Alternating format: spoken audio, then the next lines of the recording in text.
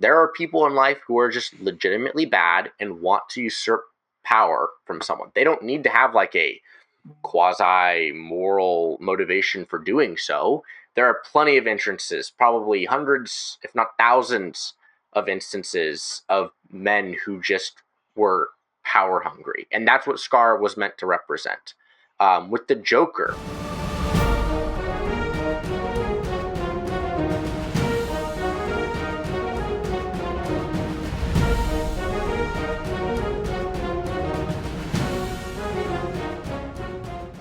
Hello, ladies and gentlemen. Welcome back to another episode of A Lost Plot, the podcast by storytellers for storytellers so that we can tell better stories ourselves. As always, I'm your host, Maverick, and today we have back with us one of our favorite guests, Andrew Reeder, to review the 2019 psychological thriller film The Joker, which was written by Todd Phillips and Scott Silver and directed by Todd Phillips.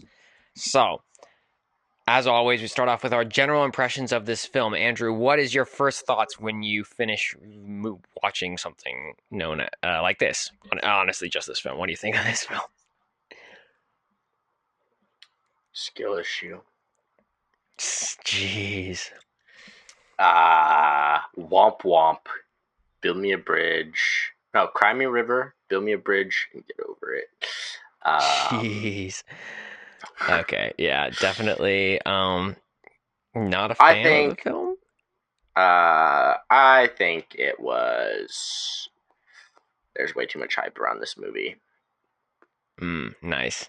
I don't think it's a necessarily horrible movie, but it's okay. Okay, yeah. I mean, I think that this movie is all about. I mean, if you know anything about the Joker, you know this is all about a man's descent into madness and darkness. So it's definitely not an uplifting film. It's more of a cautionary tale, if anything. But it is definitely something that's unique in regards to the storytelling space.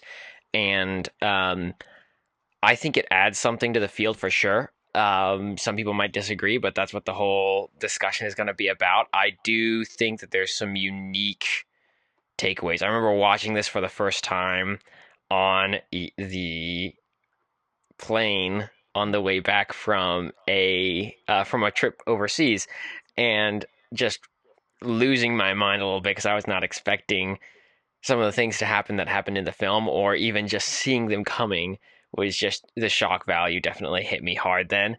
The second watch around, definitely not the same, but there is still some lingering impressions that remain after a second watch through. So definitely an interesting film, and we'll get into that today. But yeah, before we get into that, Andrew, what is The Joker about?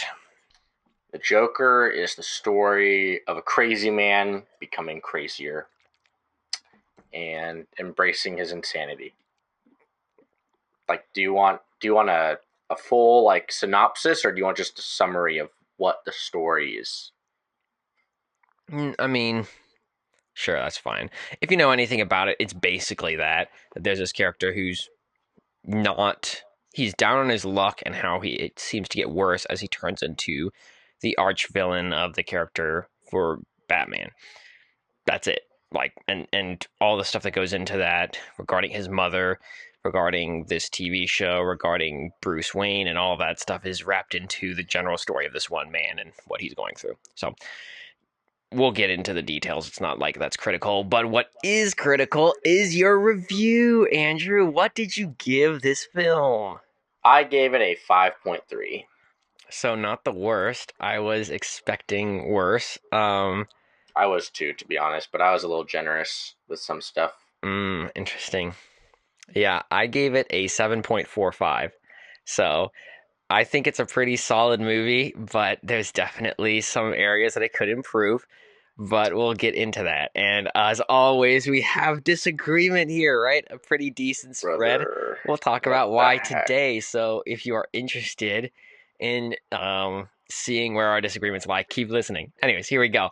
The opening scene of this film shows you a person who's a clown, who's twirling a sign, who's trying to drum up some business for a small company, and then his sign gets stolen, and he's chasing after these kids who end up beating him up. That's the initial impression we get of the Joker, and from then on out, we start to see the basis of a man who has a mental illness and a physical disability in regards to his mannerisms, and frankly is also just not well functioning in society. That's what the basis we get. What did you think of this initial impression of this character Arthur, who eventually becomes the Joker? It was kind of slow, I'm gonna be honest. I wasn't a huge fan of the opening. One, two, this is going to be kind of a recurring theme for me is I don't think there's much character development for the Joker in this movie. And I think that's my Wow. biggest problem. I think that the problem is he starts out insane and he just kind of becomes a little bit more insane. Like he's already teetering over the edge and he just kind of dives off. I'll just get this out now because why not? I think Mm-hmm. a much better instance of a character plunging into insanity from a place where you wouldn't, where like one position they were definitely not, and then they get to a place where they're completely insane is Two-Face in the Dark Knight movie. I think that is a great like arc of a character who goes from a normal individual to completely insane because of events, and it takes the same themes that the Joker movie's going for, which is nature versus nurture, and kind of drawing that out in a character, and that character being Two-Face, Harvey Dent, and like I think it does it in a much better and more compelling way than this Arthur character in the Joker movie. My problem with the Joker is he doesn't start from a place where he's like a normal guy. He's already to the point where he's pretty crazy, and the whole movie is just like this long, drawn out, oh, he's getting a little bit crazier kind of thing. Hmm. But Interesting. I'll get into that more and more throughout the podcast. But as far as the opening goes, like I don't know, Yeah, it and like it, it, I think it wasn't bad, but it wasn't like great. If that makes sense. sure, I wouldn't say that the beginning is the most compelling part of the film. And you also have to keep in mind, just as a sidebar here, that the Joker as a film is very different from most of what we've seen in regards to the superhero genre in the last 15, 20 years, right? And Yeah, that being that a lot of superhero films have a lot of fighting, action, adventure type stuff. And this is a psychological thriller. It's all about one guy and basically what goes on in his mind as he descends into this madness within himself. A lot less of the anarchic type of personality that you get from the Joker in other movies. So you don't get the same impression of him that you would in others. And I would say, just as a comment additionally on that, that's one of the things that I take away from this film as its standalone film is that this movie is not meant to be necessarily a well, I don't see it as something that's supposed to be taken as true to the DC universe and fans' understanding of the Joker and what he's supposed to look like and who he's supposed to be. This is more of a thought experiment on if a normal, quote unquote normal, if someone that you could know were to become this dark, how would that happen? And portraying that on the screen.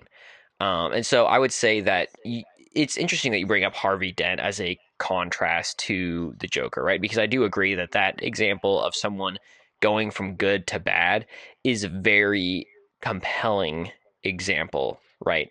That being said, his portrayal is very different because Harvey Dent in that story, Two Face, is trying to be a good guy, right? He's trying to be the knight in shining armor. And so his change is all hinged on these beliefs and understandings that get broken in a second, right? In this terrible situation that occurs in his life. And the comparison or contrast to that is this film where you have not so much a sudden occurrence. Well, there is a revelation that changes a lot for him, but it's not so much that as he is slowly being eaten away by society that he lives in to mold him into a dark character. And that's a very different descent. And I can see how you would say it's slow because, yeah, he is already somewhat non functioning in society already. But it definitely, I would argue that there's still a significant amount of development there, but we'll get into that. So, um, I don't know what your thoughts are, especially as he goes into his uh, development of his mother and this idea that, okay, he's taking care of his mother, he's trying to be a good guy, and then he watches the show and he imagines being on the show and being invited, and you get this little glimpse into his mind about how he thinks and how he imagines himself in this situation. What was your thoughts on the peek into the mind's eye of Arthur? I will say this. I gave this movie some points, and a lot of the points for this movie come from the interesting ways that they handle his character. And so, like, when it comes to looking into the Joker's mind, especially the revelation that, like, the girl that he's been going out with doesn't exist. Like, she does, but he's created this image of her and who she is in such a way that is completely fantastical. Like, it just doesn't Right. exist. Right. Is that a word? I don't know. Maybe I made it up. Uh, Fantastical? Well, yeah, whatever. I feel I'll like go I with feel it. like it's a word. Whatever. Yeah. Fantastic. It's a fantasy. Hmm. Um, and so like they're going into the psyche of the Joker, I think is interesting. But I don't necessarily think it makes the movie a good one, if that makes sense. I would say that the idea of so sorry, taking a step back. Two things come to me about this generally. One is that this is a great example of how, if you were to say adapt a book into a movie, this is a good way to portray the inner monologue or dialogue of someone without having them just speak it into the screen in an incoherent way, right? You know, you'll get some sort Yeah, of background or understanding of things in a book that you don't always get in a movie. And so, how do you portray that in a film? This is one of those ways where they do that and do that pretty well because it's clearly looks like he's doing these things, but then you realize he's just imagining them as it takes you back to that moment where he's just sitting at the TV with his mom, right? He's not actually on set with Murray and everyone else on the TV crew. So there's that, which is a great, I guess, technique. But then beyond that, it's this idea of you get to empathize with understanding how he thinks about the world, right? And what he cares about, what he values. And honestly, what he's really just looking for is some recognition, some shred of value in this world. And that's maybe where I see more development for him as a character is that he has these foundational beliefs that if somebody reaches out to him and says, I care about you, then uh he has a reason to live more or less. And that's the big thing that changes for him in this film is he realizes that these things that he's taken as a chance to have value in society are not going to hold him up. They're not true. They're really taking advantage of people like him and they tear him down. And so he decides to find value in somewhere else. And it's a very dark place where he's finding notoriety in creating chaos in the world. And that's what you see by the end of the film. So that's why I think the idea of the mind's eye is important because you see that develop later on with the girl that he thinks he's in love with, but he doesn't actually go out with him because she never did. He's just imagining that he has a girlfriend that he does not have. And then clearly, as he goes on, he's trying to have his fantasy world come to fruition, right? He wants to get on the show. He wants to be part of Bruce Wayne's life. Or sorry, not Bruce Wayne's, Thomas Wayne's household, or at least get the recognition from who he thinks is his father and things like that. And he's just not getting anywhere with any of that stuff. So I don't know what your initial impression is of that, but that's why I think that the inner monologue of the mind's eye is important. I mean, I think anytime you're able to effectively portray or convey what is going on in someone's mind without actually like it's the idea of show don't tell, right? Talk Mm-hmm. about it all the time. You're showing what's going on in his mind rather than telling the audience what it is. Mm-hmm. And so it causes the audience to be sucked in too, because it's not like you're shoving it down their throat. They're kind of absorbing it little by little. And Right. so I do think it was a good storytelling device in terms of like how they portrayed his descent into insanity. He's insane. Well, and that's part of the impression is that you get this idea right off the bat of someone who is not always there, as we already said. And this descent is one where he's lacking a couple things, and that's where the themes really come into play, right? You're talking about someone who lacks some degree of self control and how he's uh, given an option to react to the situations in his life, and he chooses the wrong option every time, where he reacts in anger or he reacts in frustration. And he's really a man who doesn't have a lot of power, but just lashes out at the people around him. And he's very frustrated with the situation that he has in life. And that reaction is one that leads further and further into chaos until he becomes a very wicked man. And that's maybe my biggest takeaway from this film, anyways, is that by the end of the movie, right, he starts out as this person who he's kicking trash bags, right, as he's angry about losing his job. And then he turns into this person who ends up taking a gun onto a set and shooting somebody, right? And then being excited to see the world burning around him, saying, "Oh, I've helped to create chaos in the world." And that's a good thing. And he likes the notoriety of that. He finds purpose in this idea that he encouraged chaos because then he's recognized as having done something in the world, even if that is wicked. And I think that it's more of a cautionary tale, but it's a warning, more or less, if you look at it, that everyone who becomes evil doesn't start that way, or doesn't suddenly just become a wicked man, right? You can get the Harvey Dent situations, but more often than not, I would say you are in a situation where you are given a choice to react, and you react wrong and slowly mold yourself into a terrible person. And that's how you get to situations like um, what you get with the Joker. And I think that one of the scary things about this film is that it tries to humanize just utter wickedness. But I think that that's part of the point, is that any of us, can become wicked if we consistently choose to do evil things, and eventually can become terrible people. And that's the warning that this movie gives more than anything else, is that you don't choose the wrong options, because when you do, you become evil. I see what you're saying, and that's also a problem I have with this movie, is that it doesn't pick a lane that makes sense. You have the idea of nature versus nurture, but then you Mm-hmm. also have Joker, and they're trying to humanize him and kind of show this idea that like the choices you make impact who you become, but it's not just the choices you make, it's the choices that others make. And so that's the idea of the nurturing, like the Mm-hmm. lack of care that society has for him. And you have that line at the end where he says, if I got shot on the street tomorrow, nobody would care.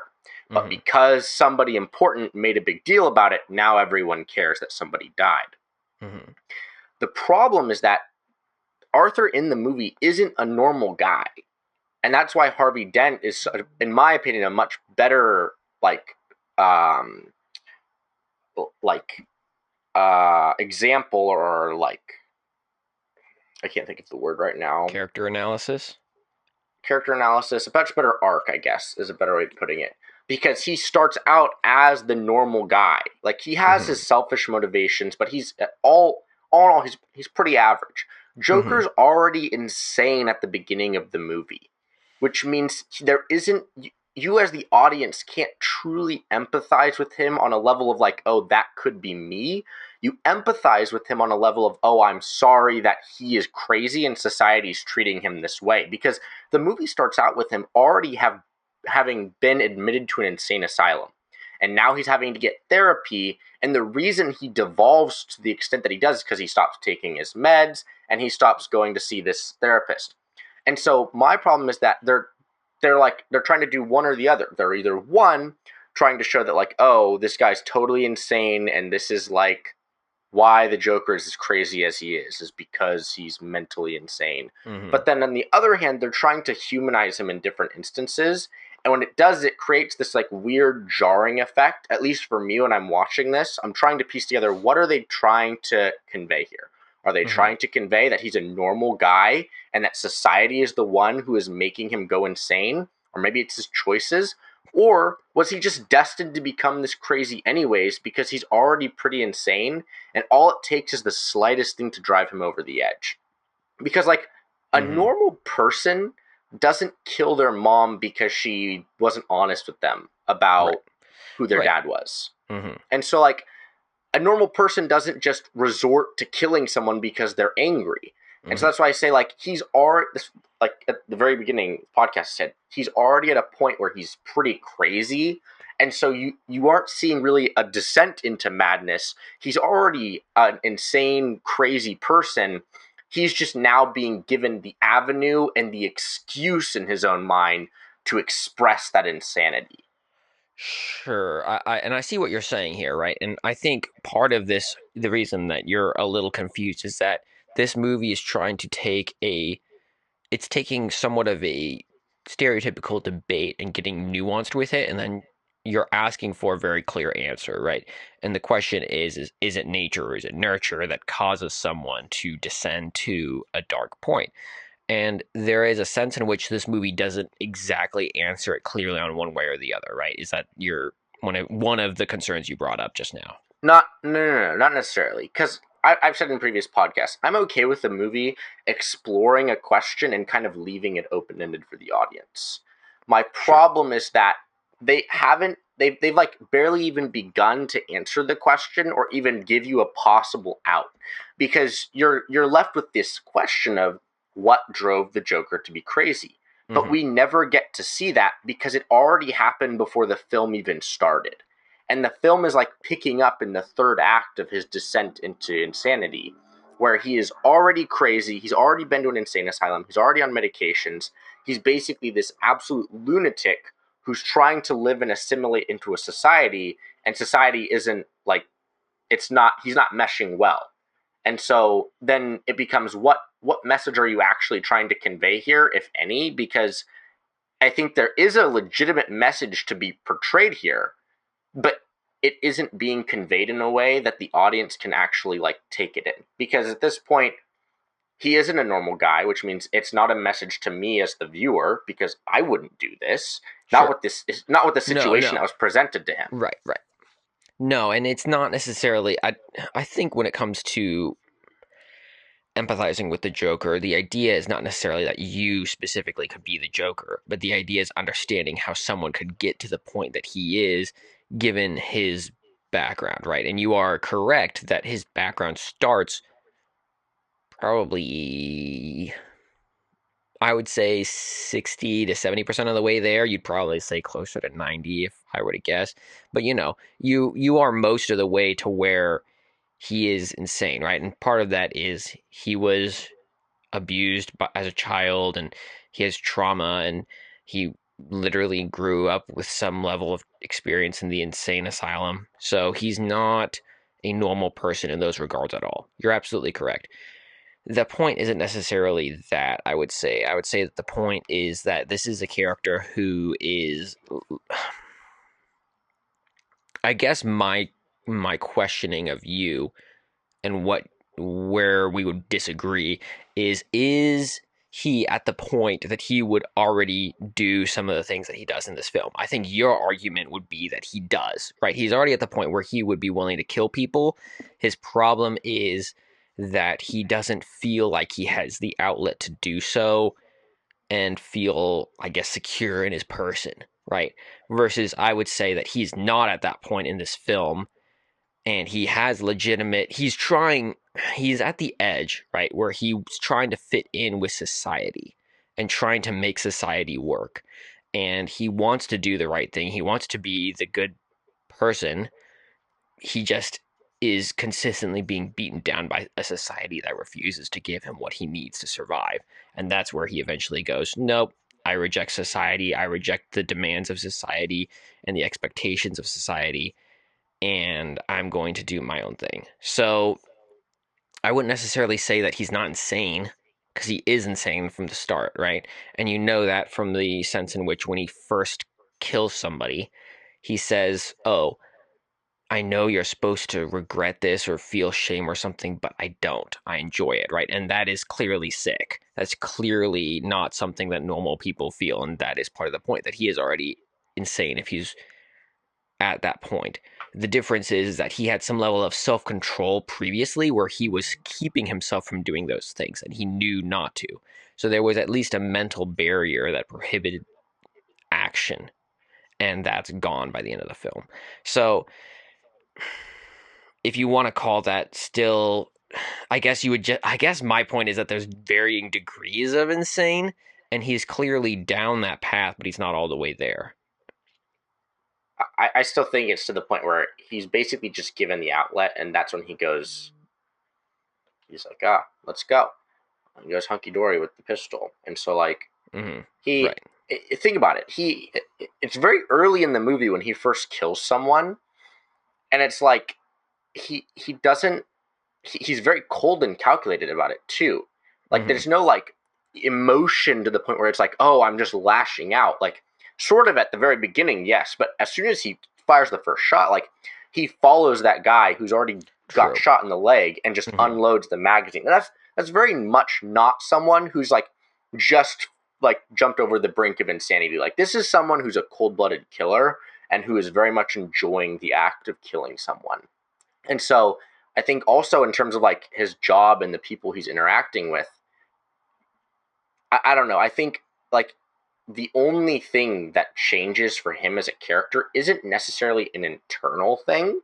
It's more of external that changes. Is he says at the end, I have nothing left to lose when he's Mm-hmm. in the Right. interview.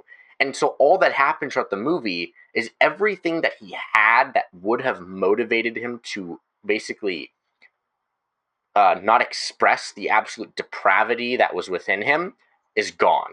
His mom's gone. His job's gone. The people he thought were his friends are gone. And so the person he thought was his dad isn't his dad. He's just some adopted kid who was abused Mm-hmm. as a child. All of these things are being removed.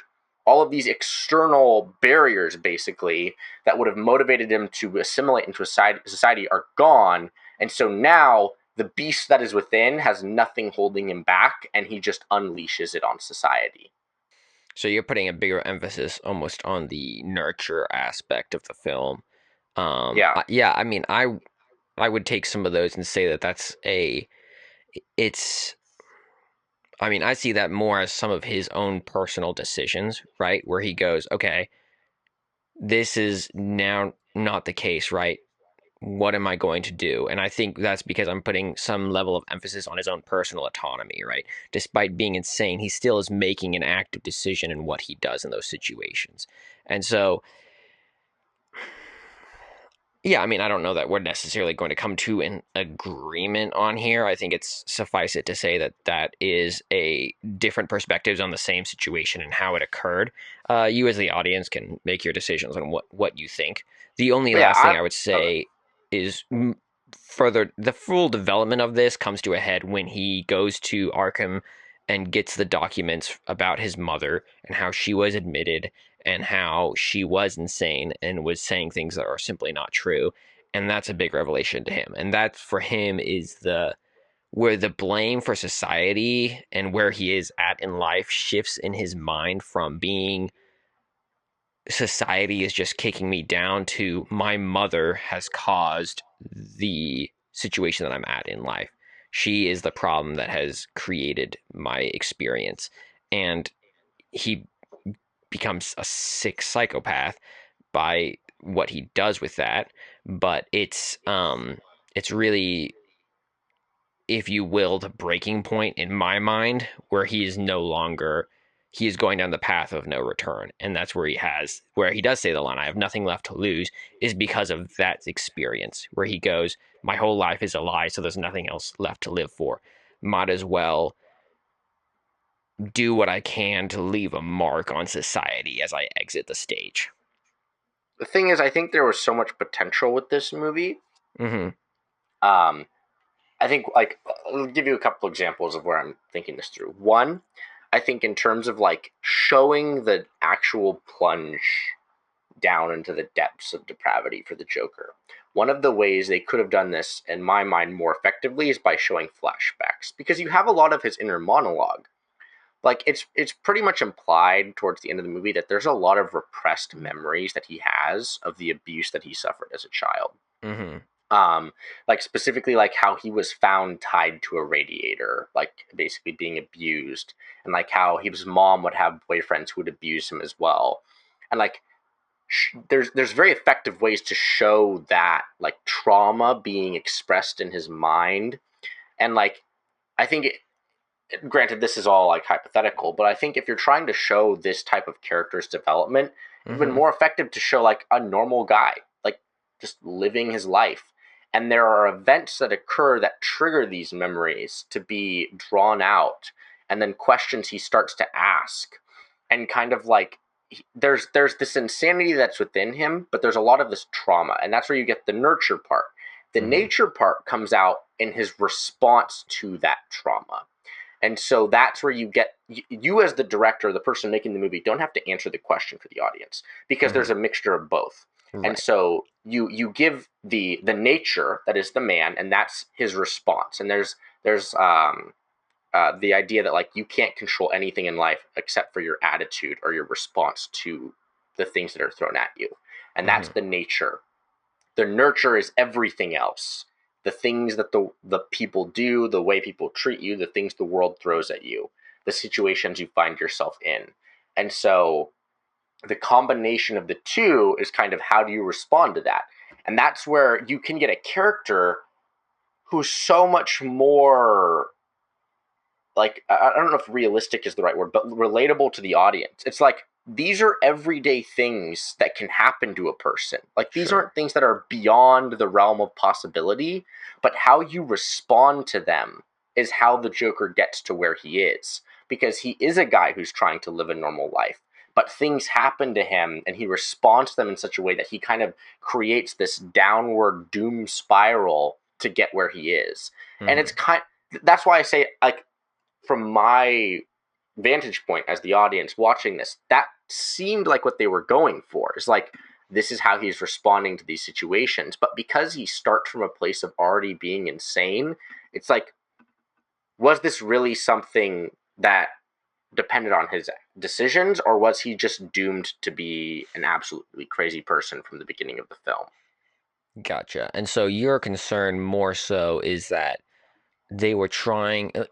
You don't even necessarily disagree, for example, that this movie is not canon, or and that's a big problem with it, or that it doesn't make sense, his descent into madness. Your bigger concern is that they could have told this same story with a more relatable descent because everyone could see how he got there versus already being in the pseudo insane vantage point from the beginning of this film. And you think that that takes away some of the value this movie could have had if it went more toward the basic experiences that everyone has in life background. Is Well, that true?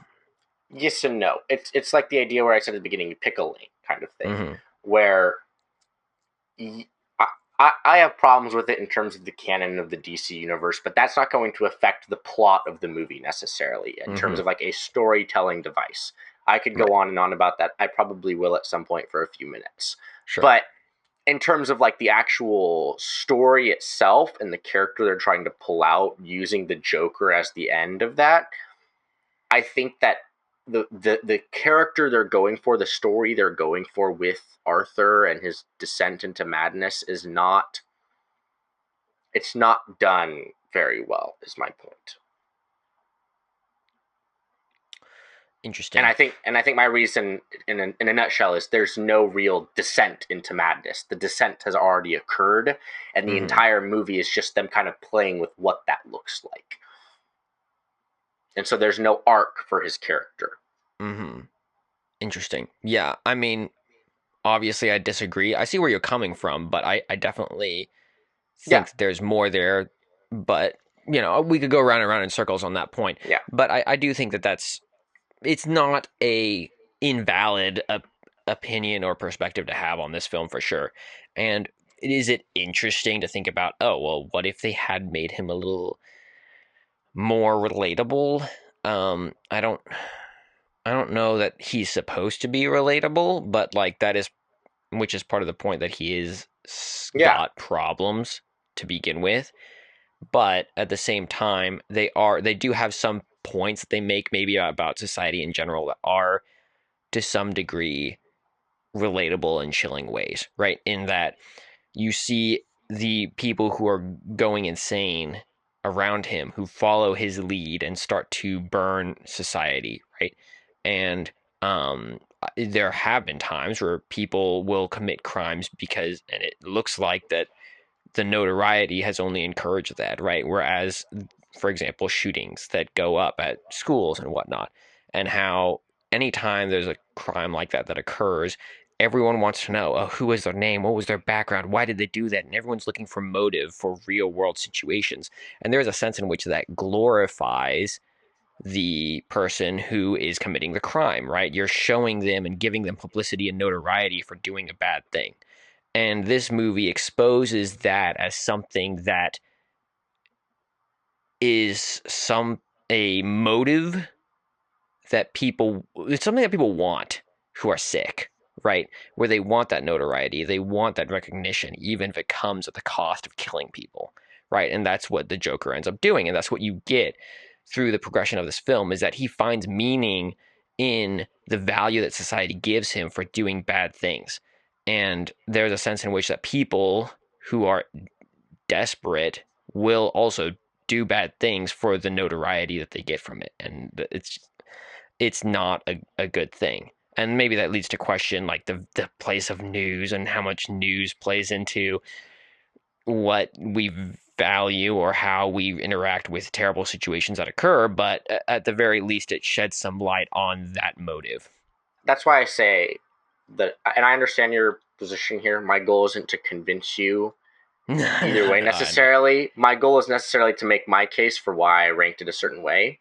And Sure. I think there are two ways this movie could have gone. They could have gone the route of making him a very relatable character and showing how anyone could descend into madness like this. Hmm. Or they could have shown that this is the Joker. He is a unique case of being an absolutely depraved maniac. And not everyone is going to go this route. He is not the norm, and that's why you have like the all of the medical conditions. Like he's Hmm. actually just a psychopath, um, who's attempting to fit into society but gives up in the end. And so that's why I say they didn't pick a lane. They tried to make him like a relatable psychopath, but not everyone's brain is like the thing is with a psychopath, with a sociopath, with a crazy person. Their brain is literally not functioning properly. Right. It's a mental health like problem that he's experiencing. Hmm. And so I think if they wanted to make him more relatable, you do something very different what they did. If you wanted to make him not relatable, you don't do some of the things that they did. And so they're kind of like flip-flopping back and forth when it comes to who is this character of Arthur. Is he a normal guy or is he very much not normal at all? And he's trying to figure out what is wrong with him as a character. Right. And yeah, I mean, I think that's yeah. I mean, we could yeah, I mean, we can keep going on and on about it. I think that that's like I said, a fair opinion. I think that they're trying to straddle the line as part of the point of this film, and that you have people around him that fall on both sides of that, where they're just normal people or they are just straight up insane, like his mother, right? And so the showing those and then showing him go somewhat down the middle and get some level of this is his nature and he was just destined for this, while in addition he also was nurtured by society to be that, is part of the nuance of this film, and that's what I enjoy about it. Asking them to pick a lane, I think, is an interesting thought process, but I don't know if that necessarily. I think that takes away to some degree from the point of this film specifically, and I would say that the point that they don't answer it the way that you want is intentional from the writer and director's perspective. I mean, I But guess you would argue that makes it a worse movie. It yeah, I'm not saying it's unintentional necessarily. I'm saying that if like the fact that it is the intention of the movie makes for a worse story. Yeah, that's all I had to say on Arthur. I don't know if you have other points you wanted to make about him specifically before we move on to some of the side characters. No, Well, what are your thoughts on the mother and specifically on Thomas Wayne? Are probably the two people that come to mind as the biggest, and I guess the clowns if you want to talk about the clowns. Thomas Wayne, I think, is a really poor side character. Like, it's not really answered. Like, he has no like arc. He's just kind of there. And like in terms of side characters, like in the forum, I was just like, for the most part, they're just there as like outlets for Arthur's insanity and Mm-hmm. depravity. Like Thomas Wayne is just like, there's this. It's not really necessarily the character of Thomas Wayne that's a side character. It is the image of Thomas Wayne that Arthur has created in his mind. That's more the side character than anything, which is what makes it really interesting to try to like piece apart and analyze. Because at first, Thomas Wayne is this glorified individual that's like, and his mom's like always talking about it. He's like, oh well, apparently it's important. Then he finds out, oh, my mom says Thomas Wayne is my dad, and so the image of Thomas Wayne is constantly shifting in Arthur's mind. And then he goes to talk to Thomas Wayne. Thomas Wayne's like, I am not your dad, bro. Mm-hmm. Like, leave me alone, go away. And then he like, or he goes to his house, and then Alfred confronts him, and then he like stalks Thomas Wayne, finds him in the bathroom. Thomas Wayne punches him in the face, and then he like goes to the asylum, finds the paperwork, realizes, oh, okay, my mom was crazy. Um, I, as the audience, am still not sure if he's Thomas Wayne's son or not, because like they show the flashback with the interview with his mom, where his mom's like, no, Thomas Wayne tricked you and told you that he was adopted to cover up for the fact that he's our son. Um, And so I don't know. Thomas Wayne's just kind of like an enigma. Whether that's Mm-hmm. intentional or not, I don't know. Just as a side character, I don't think he like has his own motivations or like compelling reasons to be involved in the plot. Aside from Arthur has this image of him that is evolving, that's Right. influencing the way he goes about his day to day life. Right. And I don't think that the image of Thomas Wayne is supposed to be one that's fully developed because you only get him for two scenes and one of them is an interview, right? So he's really Yeah, not a fully fleshed out individual. And that's one of the bigger problems I would say with this film for sure is the side characters are pretty stock. You can still have a pretty compelling film without next to any side characters. I mean, we've seen that in other films in the past, which is why they're not a huge part of the rating system. But yeah, they do in this case, the characters, and a lot of it is in Arthur's mind, right? So most of the story doesn't have to do with the side characters in this anyways, more so only insofar as they interact with Arthur and help to nurture him down this dark path, if you will. That being said, Thomas Wayne is pretty stock. He could have been better, but he served his purpose in this film, which was to show the insanity of the Joker. I think it's interesting to take the perspective that, oh, well, maybe he was the father all along because of what the mom says in the interview. I didn't really take it that way. I assumed that that was just a further demonstration of her insanity, but I could see how that would also be potentially valid. I don't know that it serves a purpose either way, though, if you take it the other way, because regardless, Arthur takes it the way that his mom is insane and she's wrong. So, yeah, in regards to him, mid. In regards to his mom, she's probably the most developed of the side characters. And I guess she was interesting-ish, but also still not super well developed. So I don't know. That's the theme I got for all of the side characters. Pretty much was that idea that yep. they didn't have a they played their role and it was fine. They could have been better. Yep. So cool. What are your thoughts on this movie in regards to its believability, its lasting impact, what we're going to see from this film going forward into the future of cinema? There's been a trend of late in cinema, and I'm not entirely sure how I feel about it or why it's like become popular. But it's basically to humanize villains. You have this with the Cruella de Vil movie. You have this with the Maleficent movie. You have this with the new Lion King movie, where it's supposed to humanize Scar. It's supposed to be Mm-hmm. Scar and Mufasa as young kids. Those are just a few that come off the top of my head. And the thing that I think is interesting is these villains originally, in the original work they appear in, are not meant to be like these questionable, like, oh, should we feel bad for them? It was just, no, these are the bad guys, these are the good guys. It was very cut and dry. I mean, they're from kids movies. It's like Sure. 101 Dalmatians. Cruella de Vil is just the symbol of evil. She wants to murder the puppies and skin them alive, all 101 of them. Mm-hmm. What was the other one I brought up? Scar. Scar. Scar was just evil. He wanted to usurp his brother.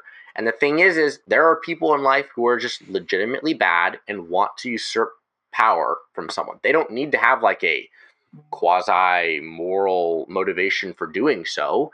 There are plenty of instances, probably hundreds, if not thousands, of instances of men who just were power hungry. And that's what Scar was meant to represent. With the Joker, and this is me talking about why I think this is not great in terms of representation of who the Joker is.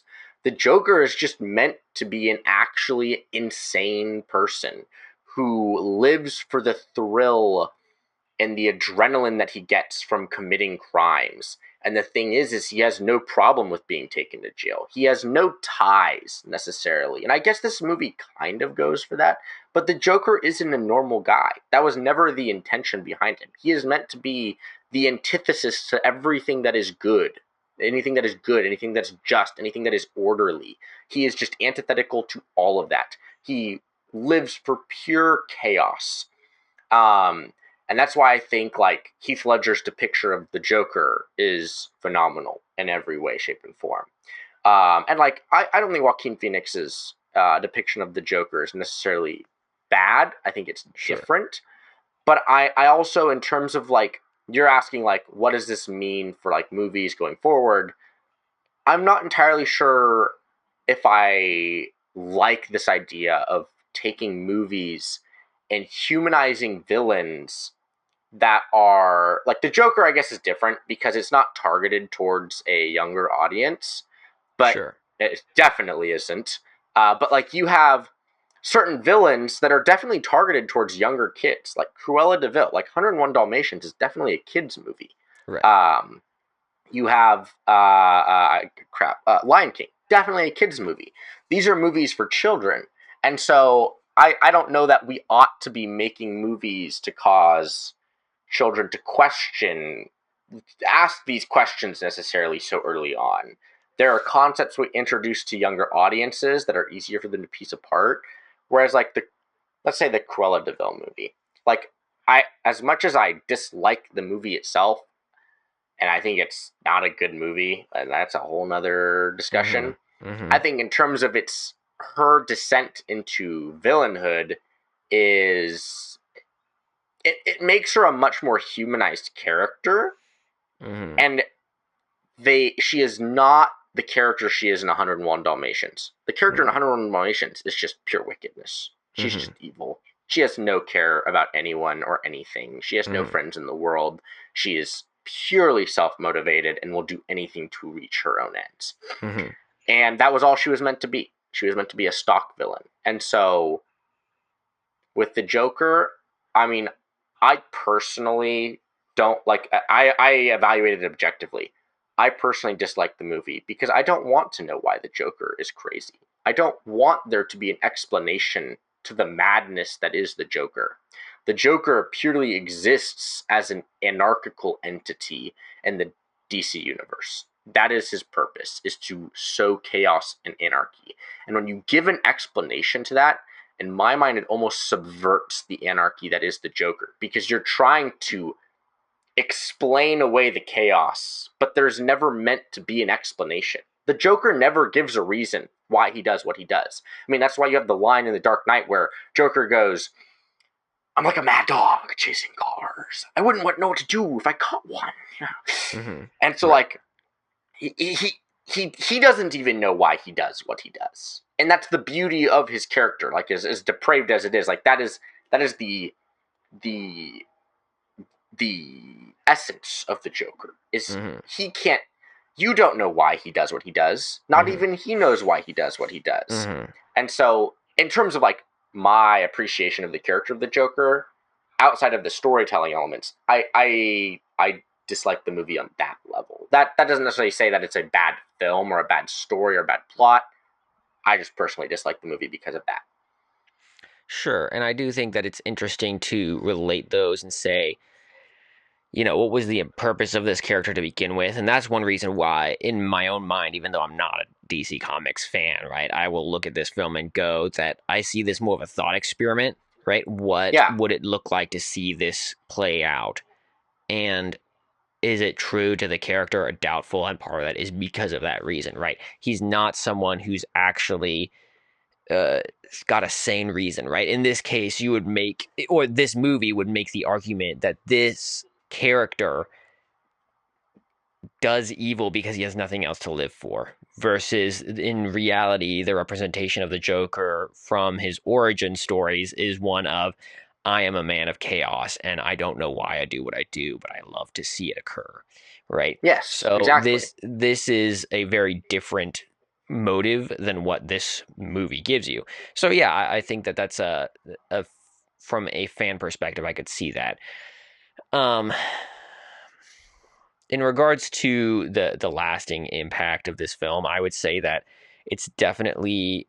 I still think it's an interesting thought experiment. I don't enjoy the film per se, but I do think that it's a sobering film to watch.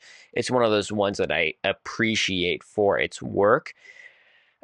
And I would agree that it's generally a an adult film, right? You're not gonna have kids watching this film. It's not that kind of film. The sidebar on villains today is also worth noting, just because I don't know that exploring a villain's backstory is necessarily bad. And as a person who appreciates nuance, I think bringing in a villain's backstory and motives is a great way to add nuance to a story when they are competing against the primary character and they're providing an opposing force that you can understand where they come from. And while you disagree with the actions they're taking or whatever, you still see how they got to the place that they are, and it adds extra friction from a storytelling perspective. Should we be telling that perspective to kids? I think it depends, right? And to provide a contrast to this, I know you haven't seen this film, but for you who are listening, we recently reviewed Transformers 1. And in that film, you see the descent of D16 into Megatron against versus the contrast of the rise of Orion Pax to become Optimus Prime, right?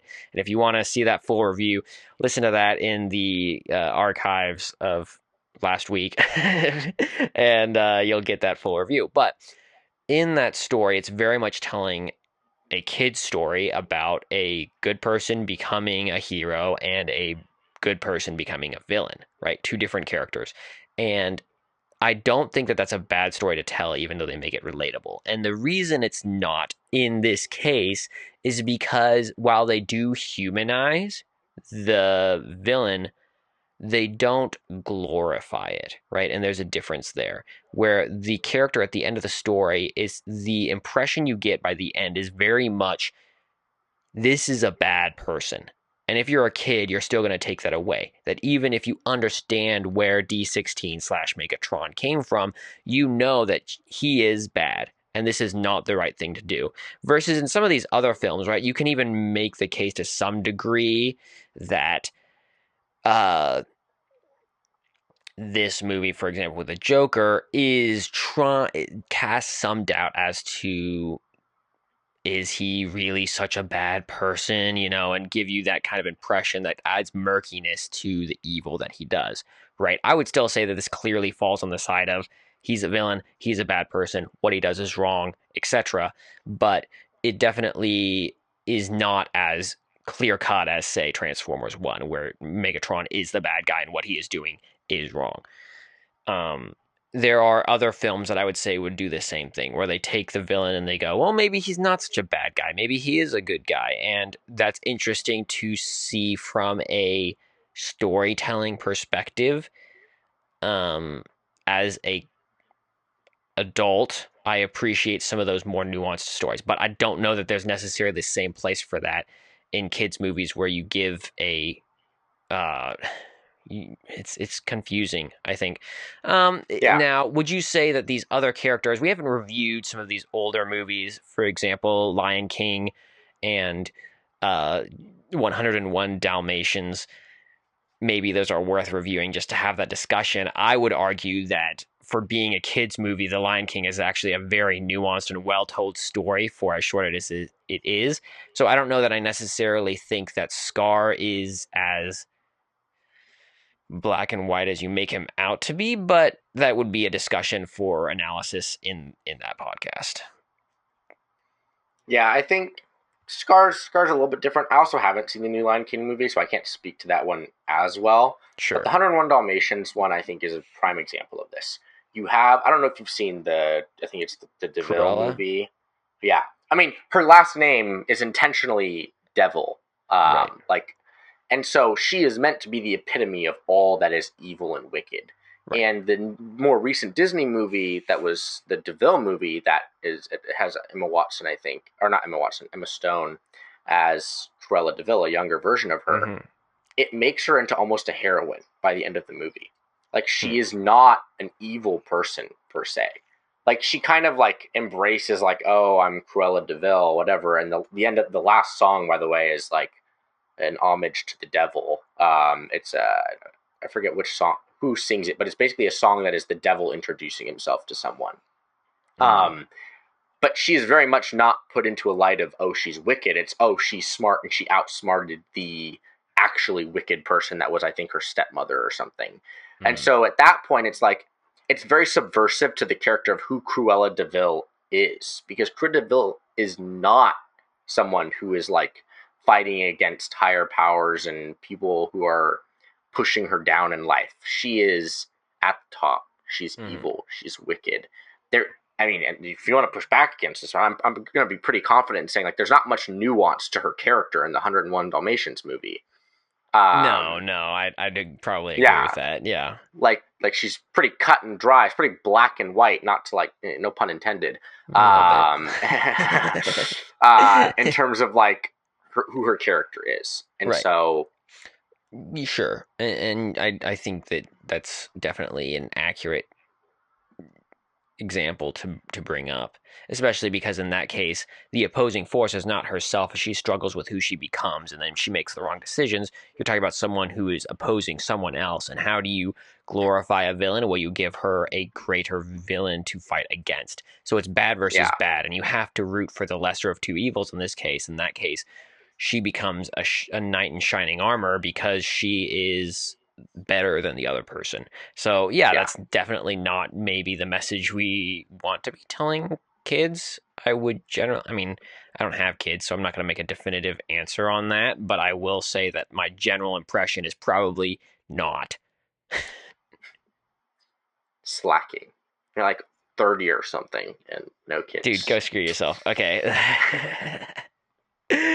uh, the only other thing Times I would say ticking. about this film, which is worth noting in my mind, is there is a little bit of unbelievability, I think, in regards to the gun and how many places that he's able to take it into without getting caught.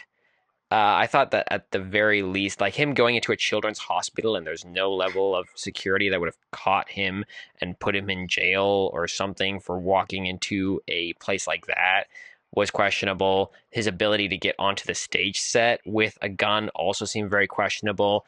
Now, you could say, okay, this is supposed to be placed in a slightly older time, maybe where they were more trusting of people. They didn't have the same security measures that we have nowadays. At least they indicate that with the Charlie Chaplin film that they're playing in the middle of the movie and whatnot. So maybe I think you can make the argument for it personally, and I don't want to dwell on this, but I would err on the side of it seems unbelievable that you'd be able to bring a gun into all those places and not get caught at least once before being said, no, no, no, no, this can't happen. So that's my only other gripe that I think is worth noting because it takes me out of the movie a bit. But what are you gonna do? All right. That's all we got. We will be back as we always are next week, where we will be reviewing another in the DC universe. See you all next time.